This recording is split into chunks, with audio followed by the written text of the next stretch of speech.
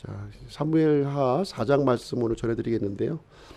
지난주에는 이제 아브넬이 죽은 그 이야기를 이제 함께 다루어 보았습니다. 이 아브넬은 어떤 사람이었습니까? 이 아브넬은 이스보셋의 군대 장관이었고 이제 실권자였죠. 북이스라엘의 실권자였습니다. 그런데 이제 그 아브넬과 이스보셋 사이에 갈등이 일어났죠. 그 아버지의 그 첩을 그 아브넬이 이렇게 취하는 사건이 이제 발생해가지고 그것으로 인해서 심각한 이제 다툼이 이제 일어나게 되었습니다. 그래서 이제 군대 장관이었던 아브넬이 이스보셋을 버리고 이제 다윗과 이제 평화 동맹을 이제 하게 되었죠. 그런데 이제 다윗 진영에 있었던 요압 장군이 이런 그 평화 동맹을 이제 그 용납할 수가 없었던 거예요. 왜 그렇습니까? 이 아브넬은 이 요압의 그 동생을 죽인 원수가 되는 거죠. 그렇죠? 그 원수와 이제 화평을 맺는 거는 뭐 있을 수가 없는 일이다 이렇게 생각을 해서 지금 이제 요압이 그 화평의 동맹을 이제 마치고 돌아가는 이 아브넬을 다시 불러다가 성문 곁에서 이제 죽이는 이제 일이 이제 일어나게 되었습니다. 그래서 이 문제 때문에 다윗이 이제 큰 위기에 이제 봉착하게 되었죠. 화평의 동맹을 이제 다 성사를 시켰는데 그 당사자가 이제 죽임을 당했으니까 특별히 이제 요압이 이제 죽인 것이 이제 문제가 된 거예요. 그래서 이것은 분명하게 다윗의 명령으로 요압이 이제 그 아브넬을 이제 죽인 것처럼 이렇게 보여지게 되었습니다. 그래서 이 다윗은 이 문제를 이제 정면으로 이제 그 돌파하는 장면이 이제 지난 시간에 우리가 살펴보았습니다. 그래서 모든 백성들을 이제 불러 모았고요. 이 아브넬을 죽였던 사람이 바로 이제 요압이다는 사실을 이렇게 선언을 했습니다. 그리고 나서 요압을 포함해서 모든 백성들이 이 아브넬의 죽음을 애곡할 것을 이렇게 명령을 내렸어요. 그래서 죽은 아브넬을 이제 의인으로 이렇게 묘사를 했고요. 또 아브넬을 죽였던 요압을 사악한 자로 이렇게 얘기를 했습니다. 여기서 이제 아브넬이 의인이라고 하는 것은 뭐 의로운 사람이라고 하는 뜻을 얘기하는 것이 아니라 무고한 죽음을 이제 당했다고 하는 의미죠. 죽어야 할 이유가 없는데 요압으로부터 이제 죽임을 당했다 하는 의미에서 이제 의인이라는 표현을 했고요. 또 무고한 사람을 죽였던 요압을 향해서는 사악한 자다. 이제 다윗이 그렇게 표현을 한 것입니다. 다윗은 이 아브넬의 죽음에 대해서 이제 진심 마음 깊이 그 슬픔을 이제 표현해 주었고요. 참 이 애가를 지어서 아브넬의 이 죽음, 이 허무한 죽음에 대해서 이렇게 노래를 했습니다. 참 이런 모습을 볼 때 이제 이 백성들이 참 이 다윗의 그 진심 어린 그런 모습을 이제 발견하게 되었고요. 다윗이 행하는 모든 일들을 이제 기쁨으로 이제 받아들이는 그러한 일이 이제 또 발생하게 되었습니다. 그래서 이런 위기를 또 이렇게 피하지 않고 정면으로 솔직하게 정직하게 이렇게 대했을 때 하나님께서 모든 과정들을 이렇게 순조롭게 열어주시는 장면을 우리가 이제 보게 되었습니다. 그래서 오늘은 이제 4장의 말씀을 이제 함께 살펴볼 텐데요. 좀 짧은 구절이에요. 한 12절 정도 되는 구절인데 그 내용에 대해서 한번 보시도록 하겠습니다. 자, 1절부터 4절까지는 사울의 집안에 그 남은 자들이 이제 언급이 되고 있는데요. 1절 말씀 한번 보겠습니다. 1절. 아브넬이 헤브론에서 죽었다는 것을 사울의 아들이 들을 때에 그의 손이 연약하게 되고 모든 이스라엘 사람들이 근심하니라. 여기 보시게 되면 이제 충격적인 소식이 지금 이제 전해졌죠. 이제 이 북쪽의 그 실권자인 아브넬이 이제 죽은 그런 아주 충격적인 소식을 전하게 되었습니다.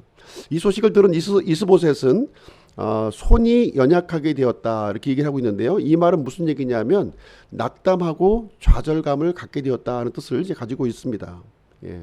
사실 이제 그 북이스라엘 쪽에 그 구심점이 역할을 했던 사람이 바로 이제 아브넬이었고요. 또 이스보셋을 왕으로 또 세웠던 인물이 바로 이제 아브넬이었어요. 근데 이제 그 사람이 죽었다고 하는 소식에 이스보셋은 아연 실색을 할 수밖에 없었습니다. 또 이제 또한 그 이 아브넬을 추종했던 많은 또 지파들이 있었죠. 그 사람 이 백성들도 이제 근심했다 이렇게 얘기를 하고 있어요. 근심했다. 근심했다고 하는 뜻은 무엇이냐면 마음의 동요가 일어났다는 거예요. 어찌 알고 하는 이런 생각을 이제 갖게 된 것이죠. 그래서 이 사울의 집안은 한순간에 그 아브넬의 죽음으로 인해서 혼란의 도가니에 이렇게 휩싸이게 이렇게 되었습니다. 이제 왕으로 세워졌던 그 이스보셋은 이제 이 사람의 운명은 과연 어떻게 될 것인가 하는 것을 우리가 한번 오늘 지켜보게 될 것입니다. 2절 3절을 보시게 되면 이스보셋을 암살했던 두 명의 인물이 여기서 이제 소개가 되고 있어요.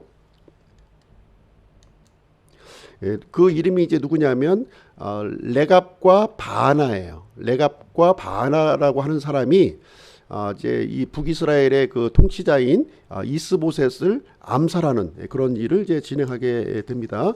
2절 3절 한번 보시겠습니다. 2절 3절 사울의 아들에게 무리의 대장인 두 사람이 있었는데 하나의 이름은 바하나요 다른 하나의 이름은 레갑이더라.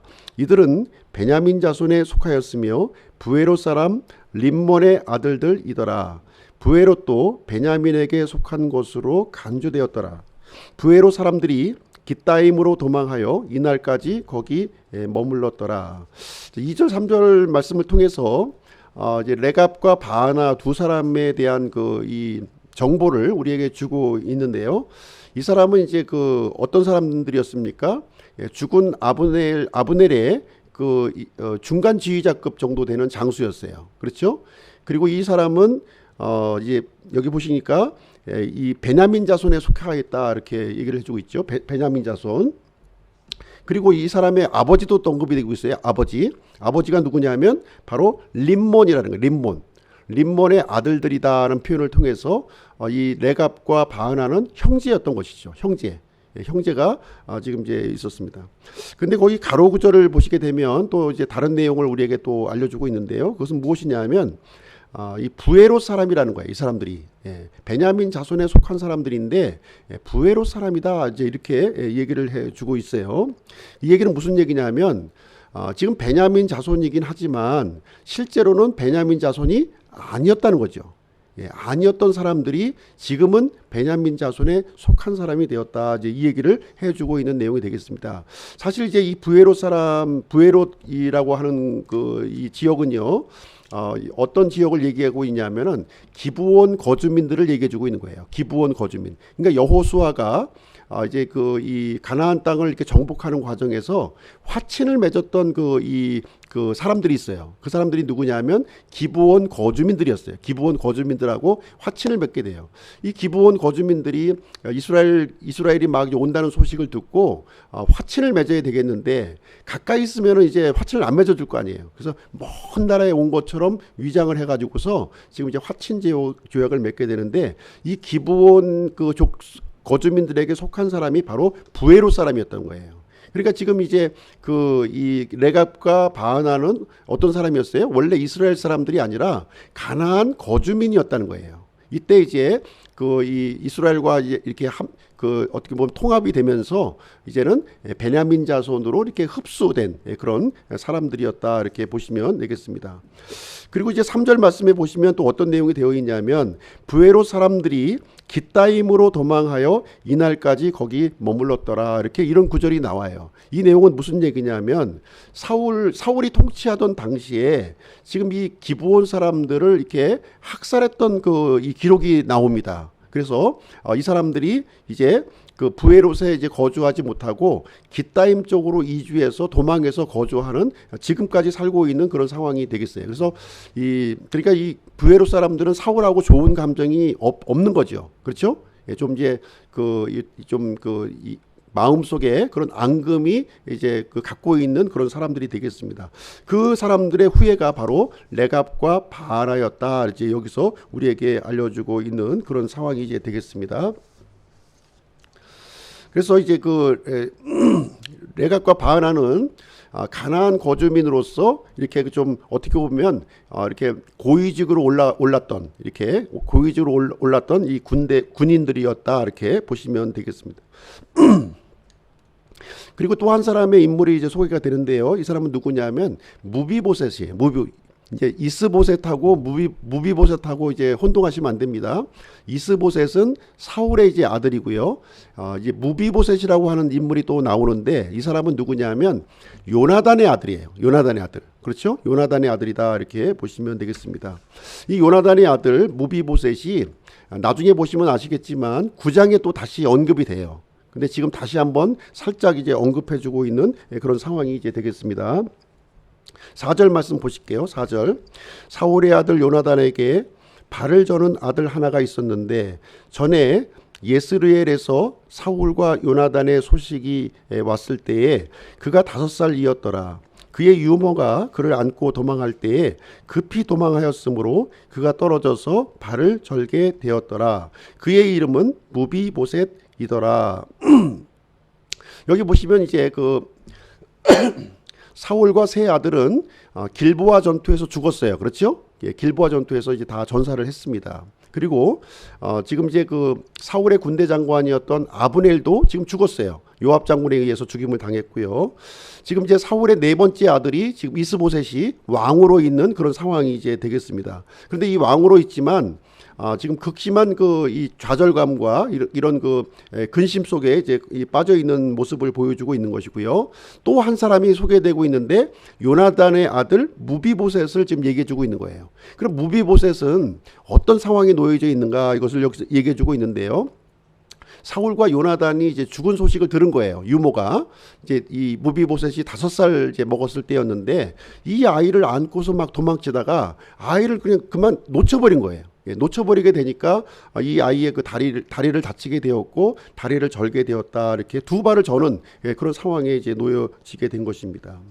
이제 이 내용은 이제 무엇을 보여주고 있냐면 이제 사울의 집안은 이렇게 왕권을 지탱할 만한 그런 사람이 지금 없어졌다는 거예요. 지금 그나마 구심점이었던 아브넬이었는데 아브넬마저 죽게 되고 호수아비 왕으로 앉아있는 이스보셋과 그리고 두 다리를 절고 있는 무비보셋만 남아있을 정도로 지금 아주 한심한 그 모습을 지금 이제 보여주고 있다는 것을 여기서 이제 상징적으로 우리에게 이제 알려주고 있는 그런 내용이 이제 되겠습니다. 그래서 하나님께서는 이 사울의 이 가문이 일찌감치 이제 다 멸망할 것이라고 말씀하셨어요. 그 내용이 지금 이제 성취되고 있는 모습을 우리에게 보여주고 있는 그런 내용이 이제 되겠습니다. 자, 그러면 두 번째로 레갑과 바하나가 이스보셋을 죽이는 장면 한번 좀 같이 살펴보도록 하겠습니다. 5절 6절 한번 읽어보실게요. 5절 6절. 부에롯 사람 림몬의 아들 레갑과 바하나가 가서 날이 뜨거울 즈음에 이스보셋의 집에 이르렀는데 그가 한낮에 침상에 누워 있으므로 그들이 밀을 가지러 온 채 하고 거기로 집 가운데로 들어가 그의 5번째 갈빗대 밑을 치고 레갑과 그의 형제 바하나가 도망하니라. 이제 이스보셋을 죽이는 장면이 여기에 기록되어 있는데요. 이스보셋은 그래도 왕이지 않습니까? 그래서 이 두 명의 지휘관이 왕을 죽이려고 할 때는 그냥 죽일 수는 없는 거예요. 아마 치밀한 계획을 세워서 지금 이제 이 이스보셋을 제거할 음모를 두 사람이 이제 꾸미게 된 것입니다. 여기 보시면 아시겠지만 시간과 장소와 그 상황을 지금 이제 면밀하게 이렇게 그 준비를 해가지고 이 거사를 이렇게 시행했다 하는 것을 우리가 알 수가 있어요. 어느 시간을 정했냐면 날이 뜨거울 즈음에 이렇게 정한 거예요. 이 당시 지금 이제 지금 이 배경이 지금 이제 여름이었구나 이렇게 보시면 돼요. 여름. 이스라엘 땅을 보시게 되면요. 여름에는 동풍이 불어옵니다. 동풍. 이 동풍은 광야 쪽에서 불어오는 바람이에요. 그래서 건조하고 굉장히 그 더운 바람이 이렇게 이제 불어오게 됩니다. 지금 우리가 지금 36도 정도 되고 있잖아요. 그 이스라엘의 여름 같은 경우는 더 그 건조하고 이 높은 그 기온의 그 바람이 불어오는 거예요. 그러니까 낮에는 돌아다닐 수가 없어요. 그때는 이제 다 이제 그늘에 들어가서 이제 잠을 자는 그런 시기였던 거예요. 그 취약한 시기를 이용해서 이 두 명의 지휘관이 왕을 제거하기로 이제 계획을 세운 거예요. 장소는 어디였느냐? 이스보셋이 집에서 이렇게 머물고 있을 때 그 시간을 이렇게 정하게 되었습니다. 그래서 침상에서 누워서 오침을 이제 자고 있는 그런 상황을 이제 아주 디데이로 잡고서 이제 이제 모사를 이제 진행하게 되었습니다. 여기서 중요한 것은요, 이스보셋이 뭐 잠을 잤다 안 잤다 하는 것이 중요한 것이 아니라 지금 이제 이 레갑과 바하나가 아주 치밀한 계획을 세워서 왕을 암살하려는 그런 계획을 이제 진행하고 있구나 하는 사실을 우리가 보시면 되겠습니다. 그래서 레갑과 바하나는 이 아브넬이 이제 죽었다고 하는 사실을 이제 들었을 거예요. 예, 그랬을 때 과연 우리가 계속해서 이 호수아비 왕을 언제까지 우리가 섬겨야 될 것이냐. 이번 기회에 썩은 동아줄을 버리고 새 동아줄, 그러니까 다윗에게로 우리가 망명을 하는 것이 좋지 않겠느냐, 이런 생각을 가진 거예요. 그래서 그냥 망명을 할 수가 없으니 이제 왕의 머리를 가지고 이제 우리가 망명을 한다면 우리가 큰 보상을 우리가 받을 것이다, 이런 기대감을 가지고서 왕을 죽이는 이 엄청난 계획을 진행하게 되는 모습을 보여주고 있습니다. 7절 8절 한번 보실게요. 7절 8절. 그들이 집에 들어갔을 때 그가 침실에서 침상에 누워 있으므로 그들이 그를 쳐서 죽이고 그의 머리를 벤 뒤 그의 머리를 가지고 밤새도록 평야를 지나 도망하여 이스보셋의 머리를 가지고 헤브론에 이르러 다윗에게로 가서 왕에게 이르되 왕의 생명을 찾던 왕의 원수 사울의 아들 이스보셋의 머리를 보소서. 주께서 이날 사울과 그의 씨에게 내주 왕의 원수를 갚으셨나이다 하니라. 여기 보시면 아시겠지만 이제 이 이스보셋의 그 다섯 번째 갈빗대 밑을 쳐서 이제 죽이게 되고요. 그 목을 잘라가지고 얼마나 이 끔찍한 일을 이제 진행했습니까? 그래서 그 머리를 쥐고서 이제 밤새도록 지금 평야를 지나가지고 이제 헤브론에 있는 다윗에까지 도착했다, 이렇게 얘기를 해주고 있습니다. 그래서 이제 다윗 앞에 이제 이스보셋의 머리를 이제 대밀면서 지금 이제 레갑과 바하나가 하는 말이 이제 되겠습니다. 자, 여기 보시게 되면 이 사람들이 하는 얘기를 한번 보시겠습니다. 8절 끝부분에 보시게 되면 이렇게 얘기를 하고 있어요. 주께서 이날 사울과 그의 씨에게 내주 왕의 원수를 갚으셨나이다, 이렇게 얘기를 하고 있습니다. 지금 이제 이 이스보셋을 어떻게 표현하고 있나요? 내주 왕의 원수, 이렇게 표현을 해주고 있어요. 그 원수를 우리가 대신해서 갚아줬다는 거예요. 예. 그 하나님께서 그 일을 우리에게 맡기셔가지고 그 중차대한 일을 우리가 이제 사명을 완수했습니다 하고서 다윗에게 보고하는 장면이 여기에 기록이 되어 있습니다. 그래서 지금 이제 보시게 되면 이제 그 하나님의 이름을 빌어서요, 이제 자신의 행위를 정당화시키는 이 두 사람의 모습을 우리는 보게 됩니다. 그래서 다윗은 이 두 사람에 대해서 어떻게 처분을 내렸는지 그 내용을 대해서 한번 보도록 하겠습니다. 9절 한번 보겠습니다. 9절. 다윗이 브에로 사람 림몬의 아들 레갑과 그 형제 바하나에게 응답하며 그들에게 이르되 내 혼을 모든 역경에서 구속하신 주께서 살아계심을 두고 맹세하노라. 그래서 이 두 사람이 하나님께서 그 일을 하게 해주셨다고 하니까 다윗도 역시 살아계신 하나님 앞에 맹세를 하면서 지금 이제 처분을 내리는 장면이 여기에 기록이 되어 있습니다. 여기 보시게 되면 레갑과 바하나인데요. 레갑과 바하나 이렇게 나와 있죠. 근데 처음에 2절 말씀에 보시게 되면 바하나와 레갑으로 이렇게 표현이 되어 있어요. 아마 두 사람 중에 형이 아마 바하나였을 거예요. 바하나. 그런데 이 이스보셋을 죽이는 이 주도적인 역할을 한 사람이 누굽니까? 바하나가 아니라 레갑이었다는 거예요. 그러니까 지금 이제 그 다음부터는 레갑이 이름이 먼저 나오는 거예요. 예, 동생이 이제 이 거사를 이제 주도적으로 진행을 한 거죠. 그러니까 처음에는 바나와 레갑으로 소개했다가 이제는 레갑과 바나로 지금 동생이 주도적으로 모든 일을 행하고 다윗 앞에도 그 일을 이제 보고하는 일이 여기서 진행되고 있는 그런 상황이 이제 되겠습니다.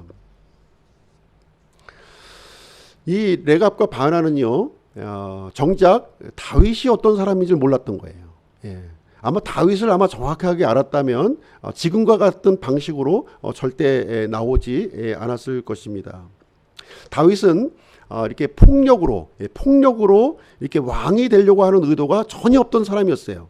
예, 우리가 사울을 대했던 태도를 통해서도 우리가 알 수 있었던 것이죠. 사울을 죽일 수 있는 그 두 번의 기회가 있었지만 사울을 죽이지 않았어요. 예, 그런 다윗의 모습이 이제 있었던 것입니다. 그리고 하나님께서는 이제 이 하나님의 때와 하나님의 방법을 기다렸던 거예요. 다윗 입장에서는 자기가 인위적으로 사울을 죽이고 이스보셋을 제거하고 이런 방식으로 왕이 되려고 하는 마음이 꿈에도 없었다고 하는 사실이죠. 그래서 근데 레갑과 바나는 이스보셋의 머리를 들고 이제 다윗 앞에 이렇게 나타나 있는 모습이 되겠습니다. 10절 11절 한번 보겠습니다. 10절 11절. 전에 한 사람이 내게 고하여 이르기를 보소서 사울이 죽었나이다 하며 좋은 소식을 가져온 줄로 생각하였으나 내가 그를 붙잡아 시글락에서 죽였나니 그는 자기의 소식으로 인해 내가 자기에게 보상을 주리라고 생각하였느니라.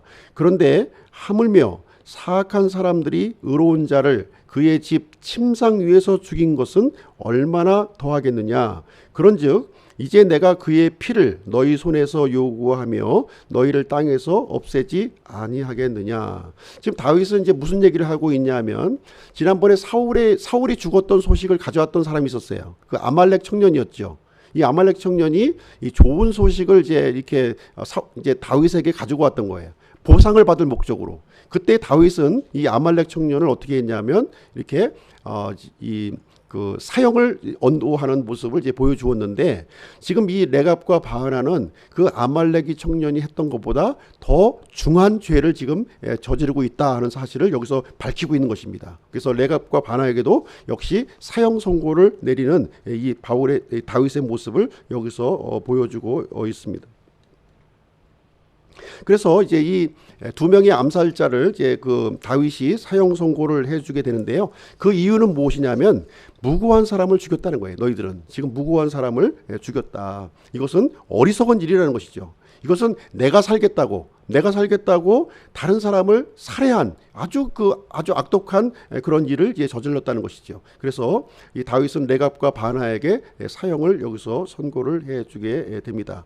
그리고요 12절 말씀을 보시게 되면요 12절 자기 청년들에게 명령하매 그 청년들이 그들을 죽이고 그들의 손발을 베어 헤브론에 있는 연못에 매다니라. 그러나 그들이 이스보셋의 머리를 가져다가 헤브론에 있는 아브넬의 돌무덤에 묻으니라. 여기 보시게 되면 이 두 사람 그 암살자 두 명의 그 손과 발을 헤브론 연못에 이렇게 매달았다 이렇게 얘기를 해주고 있습니다. 그래서 이 손은 바로 이스보셋의 머리를 이제 자른 그 손이겠죠. 그리고 발은 그 머리를 들고 이제 헤브론까지 달려온 그 발을 의미하고 있을 거예요. 그래서 손과 발을 헤브론의 연못에 이렇게 매다르는 일을 했고요. 그 사람들이 가져왔던 이스보셋의 머리는 지금 이제 아브넬이 묻혀 있었던 그 돌무덤에 이게 합장하는 내용이 여기에 기록이 되어 있습니다.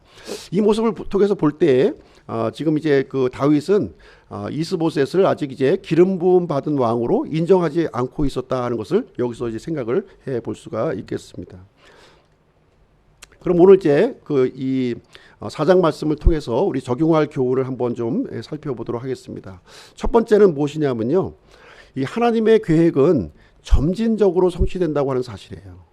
어느 날 갑자기 이루어지는 것 같지만 상당한 이런 그 과정을 통해서 이렇게 성취되는 모습을 우리는 생각을 해볼 수가 있습니다.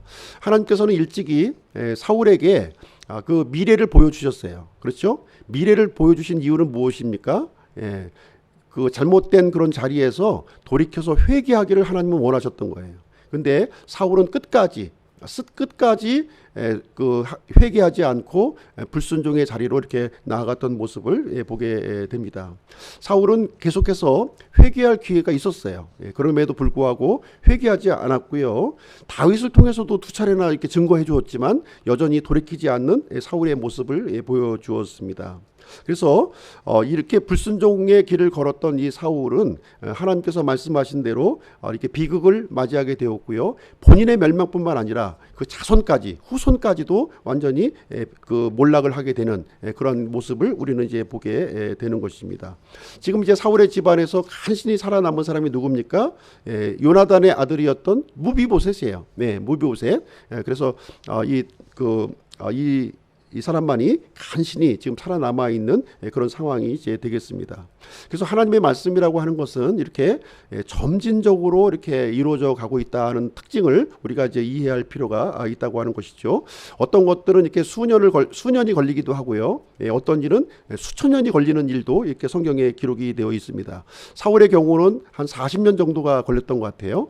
40년이 걸렸다고 하는 것은 40년 동안 돌이킬 기회를 하나님께서 주셨다는 것을 의미를 해주고 있는 것입니다. 그리고 예수 그리스도의 이 구원 계획은 수천 년이 걸려서 이렇게 진행되었던 모습을 보여주고 있습니다. 지금까지 하나님의 이 말씀이 성취되지 않은 것이 하나도 없어요. 남아있는 것이 지금 몇 가지밖에 남아있지 않습니다. 그 말씀도 이 지금까지 성취된 것처럼 반드시 성취될 것을 성경은 우리에게 가르쳐 주고 있습니다. 그러면 우리는 어떤 하나님의 말씀에 대해서 어떤 태도를 취해야 되겠습니까? 하나님의 말씀 안에 우리가 거해야 된다는 거예요. 하나님의 말씀에 안에 거했을 때만이 하나님께서 마련된 모든 복을 우리가 누릴 수 있다는 것을 얘기해 주고 있고요. 이 사울과 같이 하나님의 말씀 안에 거하지 않고 불순종 가운데 거하게 되면 사울과 같이 비극적인 종말을 맞이할 것을 여기서 경고해 주고 있는 그런 말씀이 이제 되겠습니다. 베드로후서 3장 9절 말씀 제가 한번 읽어 드리도록 할게요. 주께서는 자신의 약속에 대해 어떤 사람들이 더디다고 생각하는 것 같이 더디지 아니하시며 오직 우리를 향하여 오래 참으사 아무도 멸망하지 아니하고 모두 회개에 이르기를 원하시느니라 이렇게 말씀하고 있습니다. 하나님이 원하시는 것은 이렇게 멸망시키는 것이 아니라는 거예요. 이렇게 회개해서 다 구원에 이르기를 하나님이 원하신다고 하는 사실입니다. 자, 두 번째로 우리가 생각해 볼 수 있는 것은요. 두 번째는 사람을 의지하면 반드시 낙심한다는 거예요. 사람을 의지하면 반드시 낙심한다는 것입니다.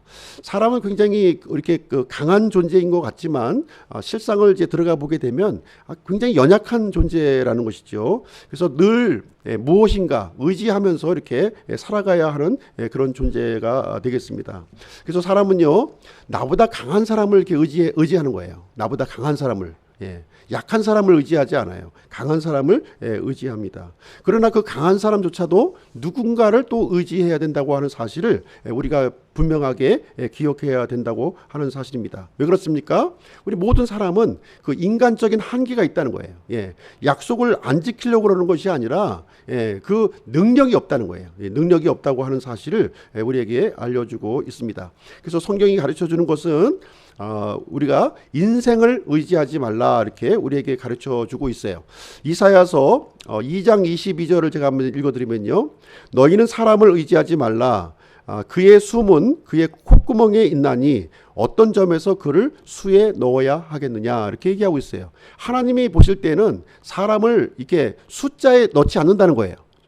이렇게 하나 둘 이렇게 헤아리면서 이 하나님께서는 사람을 숫자에 헤아리지 않는다 이렇게 말씀을 해주고 있는 거예요. 그럼 사람이 의지해야 될 대상은 누굽니까? 하나님 한 분뿐이시다 하는 사실을 성경은 우리에게 가르쳐주고 있는 거예요. 남편도 하나님을 의지해야 되는 것이고 아내도 하나님을 의지해야 되는 거예요. 사람을 의지하면 안 돼요. 사람을 의지하면 반드시 우리는 낙심을 하게 된다는 것을 우리에게 얘기를 해주고 있습니다. 그러나 하나님이 중심에 있을 때는 우리는 결코 낙심하거나 좌절하지 않을 거예요. 이 이스보셋은 이 아브넬을 이렇게 의지했어요. 그래서 아브넬이 죽었을 때 낙담하고 좌절하는 그런 모습을 여기에 보여주게 되었습니다. 그래서 사람은 이렇게 사귐의 대상이지 결코 신뢰의 대상이 아니라고 하는 사실을 우리가 기억해 볼 필요가 있겠습니다. 예레미야 17장 5절 6절에도 같은 내용의 말씀이 우리에게 이제 가르쳐 주고 있는 말씀이 되겠습니다. 세 번째 보시겠습니다. 세 번째 우리가 생각해 볼 수 있는 교훈은 무엇이냐면 이기적인 목적을 위해서 하나님을 이용하지 말라는 거예요. 이기적인 목적을 위해서 하나님을 이용하지 말라. 8절 말씀에 보시게 되면 이렇게 기록이 되어 있어요. 이스보셋의 머리를 가지고 헤브론에 이르러 다윗에게로 가서 왕에게 이르되 왕의 생명을 찾던 왕의 원수 사울의 아들 이스보셋의 머리를 보소서. 주께서 이날 사울과 그의 씨에게 내 주 왕의 원수를 갚으셨나이다. 지금 레갑과 그 바하나의 그 지금 진술을 한번 좀 자세히 보시기 바랍니다. 주께서 이날 사울과 그의 씨에게 내 주 왕의 원수를 갚으셨나이다. 이렇게 얘기를 해주고 있습니다. 마치 그 자신의 행동을요, 하나님께서 하신 것처럼 이렇게 지금 이제 포장을 하고 있는 모습을 보여주고 있고요. 자신의 이런 그 이스보셋을 죽인 행동이 믿음의 행동인 것처럼 지금 이제 이제 위장을 하고 있는 내용이 되겠죠. 그래서 이 두 사람은 다윗으로부터 무엇인가 보상을 얻기 위해서 이스보셋의 머리를 가지고 지금 이제 이 자리에 나타난 것입니다. 그래서 이것은 이제 어떻게 보면 믿음을 가장한 이기적인 행동이라고 볼 수가 있겠습니다. 자신의 목적을 이렇게 달성하기 위해서요, 이렇게 하나님의 이름을 이용하는 이런 케이스가 이렇게 되겠습니다. 이 교회 안에 이 레갑과 이 바하나와 같은 사람이 이렇게 많아지면 많아질수록 어떻게 되겠습니까? 이 교회는 세상으로부터 조롱받는 그런 그 일이 이제 발생하게 되는 것입니다. 그래서 우리는 이렇게 그 하나님을 믿음 생활을 하면서요, 이기적인 목적을 가지고 이렇게 믿음을 이용해서는 안 된다 하는 것을 우리에게 가르쳐 주고 있는 내용이 되겠습니다. 우리들은요, 하나님 앞에서 또 사람들 앞에서 이렇게 순수한 마음을 가져야 될 것을 가르쳐 주고 있죠. 디모데전서 6장 5절도 여기에 대한 말씀을 우리에게 주고 있습니다. 디모데전서 6장 5절. 또 마음이 분패하고 진리가 없어 이득이 하나님을 따르는 것이라고 생각하는 사람들의 비뚤어진 언쟁이 생기나니 너는 그러한 자들로부터 떠나라. 이렇게 얘기를 해주고 있습니다. 그래서 무언가 이득을 구하기 위해서 이렇게 믿음 생활을 하는 사람은요, 자신이 이렇게 손해라고 생각하는 순간 이렇게 떠나는 일이 이제 우리에게 발생하는 것을 우리가 볼 수가 있겠습니다. 그래서 우리가 믿는 채 하는 거하고 실제 믿는 거하고 틀린 거예요. 그렇죠? 그건 완전히 틀린 겁니다. 겉으로 볼 때는 비슷하게 보이지만 믿는 채 이렇게 레갑과 바하나와 같이 믿음의 행위인 것처럼 얘기하는 것과 실제 믿음이 있는 것과는 전혀 좀 다른 내용을 얘기해 주고 있다. 이렇게 보시면 되겠습니다. 결론을 말씀드리도록 할게요. 우리는 이렇게 하나님의 뜻을 기준으로 이렇게 삼아야 된다는 거예요. 하나님의 뜻을 기준으로서 우리가 사람의 생각이나 이런 어떤 이 사람이 기준이 되었을 때는 그릇된 길로 우리가 이제 가기 쉽다 하는 것을 우리에게 얘기를 해주고 있습니다. 그래서 사람의 생각보다는 하나님의 뜻을 기준으로 삼는 우리 기쁨 침례교회 성도님들이 되시기를 축복드립니다.